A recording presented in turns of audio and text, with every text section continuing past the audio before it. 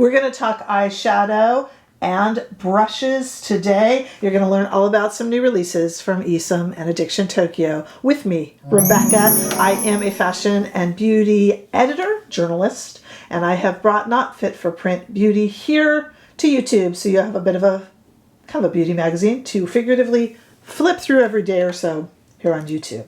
All right, let's talk about these new releases and then get straight into a demo. The first thing I want to talk about is my beloved friends over at ESUM. They were kind enough to send me a selection of their remastered brushes. ESUM is really kicking it off over there with new eyeshadow palettes. If you haven't noticed, they've reformulated their liners, their palettes. They are really coming in hot with these gorgeous products. ESUM has always been there and been the name to count on for makeup artists in the field, but also for home use, storage, carrying, travel, everything. And these new brushes are really quite interesting. So what ESUM has done is they have newly remastered 12 brushes. They've redesigned the angles, the heights, the width, or even the hair choice on the bristles. They've made less waste in the packaging. They've redone so many of them. And I have a selection of 6 of them here,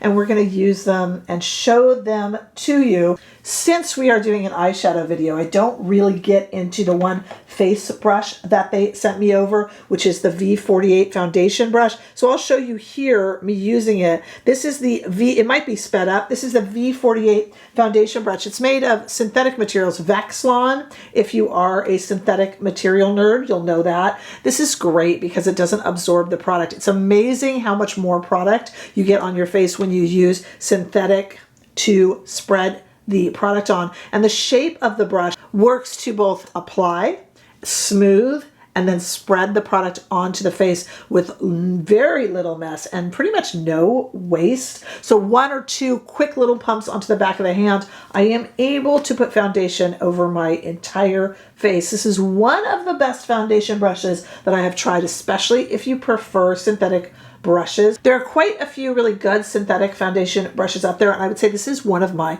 top 3, which is pretty high praise, and that is kind of reformulated. That is the V48 foundation brush in Vexlon. It is absolutely beautiful. Now the other 5 brushes we will employ today in our demo when we look at our Addiction Tokyo palettes, which is a great segue to talk about Addiction Tokyo. You know, I first tried them last year when they were first released and came to the US. The brand itself has been around for a very long time in Japan. And when I was first introduced to them, I could not stop raving.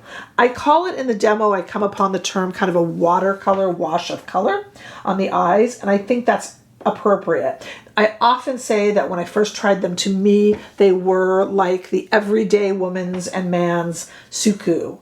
A little bit like Surratt. I would think even maybe Clé de Peau, but especially Suku. This really artistic, sophisticated, even if the color is bright and dark, it's still somehow a wash, a pastel version. I don't mean pastel with white, but I mean just like this light color that's never overpowering. So even if you buy a colorful palette from them, you don't feel like it's entering the room before you do. It still somehow seems like a painting. I don't know why that is or how they do that.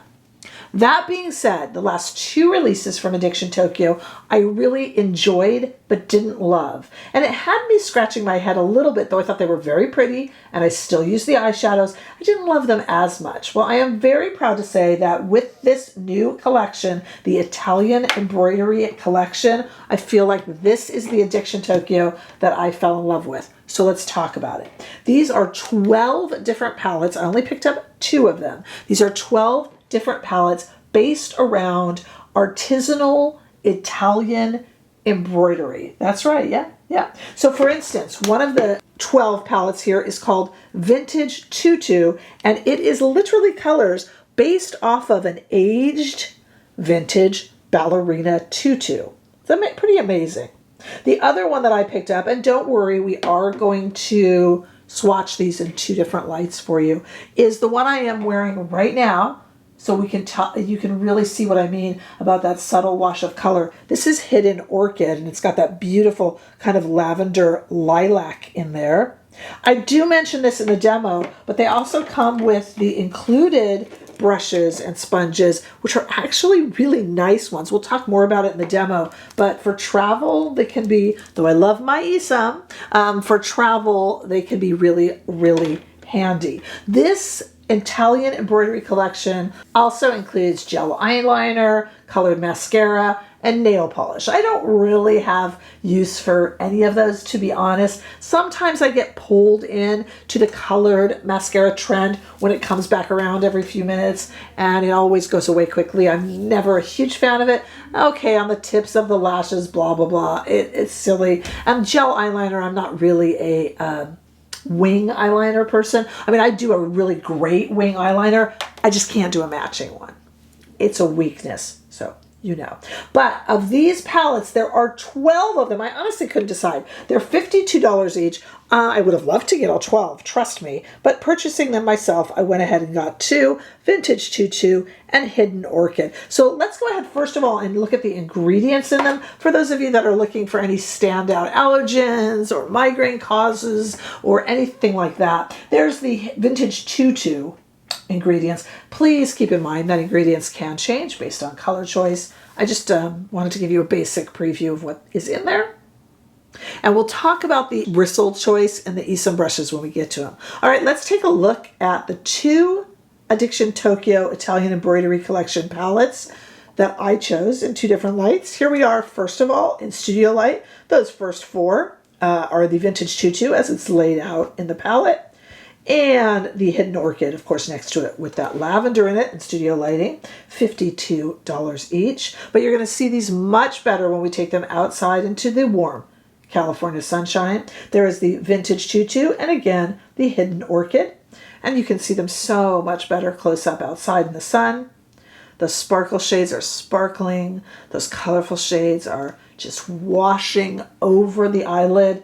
Such beautiful work from Addiction Tokyo, and just reminds me of why initially I fell in love with them so much. These will be listed down below in the description bar so that you can peruse them or purchase them, as well as my unique little link to ESUM so that you can get your hands on these newly remastered brushes. Don't forget, of course, about our Facebook group. Thank you to Helen for running the heck out of that thing. We're having so much fun over there. And if you want to support the channel even more, you can join our paid membership. It's less than $5 a month, and I host weekly lives, so we'd love to see you there. But don't forget about super thanks and checking me out on TikTok, Instagram, all that good stuff. Make sure you are subscribed, please, and let's go and head over right now to the demo of these brushes and eyeshadow palettes. Let's start here with Vintage Tutu, and we're going to use our newly remastered ESUM brushes. You have already seen the V48 foundation brush, happily used, works so well. With Vintage Tutu, we don't have any mascara or eyeliner on, which I know it doesn't do justice to the palette. I'll put it on for the second one. Otherwise, it's too much scrubbing, okay? So let's start with our G28. This is a goat hair blending brush reformulated by ESUM, and we are going to start putting on this beautifully subtle shade here in the Vintage Tutu Addiction Tokyo palette, and we will do both eyes and then take this off and put on the second palette also on both eyes so that you get a good look at these. Okay. And I'm going to keep this brush in my hand because the way that this brush is angled, I mean, it's a blending brush, but it also can be kind of a flat brush for laying down product, and it comes to a tip there, so it can also do some lining. So I'm actually going to use it a lot for this look that I'm doing on my eyes today. I'm going to take this brown shade, for instance, because it's a little bit of, well, it's a satin shade, but as you notice, I can kind of use it as more of a matte because it'll work for my hooded eye, and I just am placing that, yeah, old-fashioned windshield wiper motions, but also a little bit above the crease, and that will help the look of the shadow for me with my hooded eyes. This is just such a pretty palette, very feminine, very sweet. And I'm going to use this kind of peachy shade in it to just go over everything. And then we have this gorgeous, switching to my finger here, this gorgeous shimmer shade. Just kind of really pretty right there in the center of the eye. I think I'm going to do it a little bit deeper in the center of the eye. And I can go back to this brush, believe it or not. And there's no fallout in these shades either. They're very pretty. So we are back to that really pretty, demure, sophisticated wash of color that I always liked in Addiction Tokyo and have been missing for their past few releases. But we're back to reminding me of Surat and Suku and Clé de Peau and a lot of those, especially Suku and Surat. So isn't that a pretty look? That's the vintage Tutu, very classic, classy, and you can just tell that's a beautifully crafted Japanese brand. All right, I'm going to take this off of my eyes. Then we are going to come back and do our Hidden Orchid palette with the help of mascara and eyeliner. And then we can also work with some of our other little remastered ESUM brushes. So stay right there. Really excited here to use Hidden Orchid. A quick word, if you are traveling, I took out the included brushes that come with these Addiction Tokyo palettes, but let me just put in a quick word for them. They're actually quite nice. We have a real brush on one side, synthetic, and a little brush on this side. These are handy. And then this side here, which is a sponge brush, and then another kind of more little, like a little tool to get in there. So sponge brush, brush with each, and they're actually really nice. Now, because I don't want to intermix palettes, and because we used our G28 on our vintage Tutu, I will put that to the side. Normally I would wipe it off on a microfiber towel, but I will go completely clean. I do want to quickly show you the T11. This is a mascara brush. Have you guys ever seen these? What they do is they can either apply mascara, so you can put mascara on it and put it on, or you can take, once your mascara is on, which mine is, you can separate lashes with it. I'm really just demonstrating quickly. I'm not actually using it, but just to let you know, it separates lashes in a really nice, safe way, so you're not using some sort of a pin to stick it. Seriously, very dangerous. This is a very nice one for just doing this, and it kind of, if there's any clumps or any lashes that are stuck together, it really gets at them while still protecting your eyes more from going in that way with something pokey, which frankly always terrifies me. Okay, so let's go in. I'm going to replace my ESUM brush just for this demo, just for this part of it. Then we'll go back to ESUM, and I am going to actually take this little, I was going to say I'm going to actually take the violet shade in there, but I think actually no. I'm going to take this brush here just to put this kind of innocuous little tan shade, light coffee shade all over the eye. And then we will get back to demonstrating our ESUM brushes. Again, I could easily have used my G28, but I just didn't want to. I really want to give you an unadulterated view of each of these palettes. Okay, now that we've done that, we're going to get back to our ESUM brush here. And we have, this is our S31, which is a tapered eye brush. It's dyed goat hair, really good for the crease, really good for doing detail work.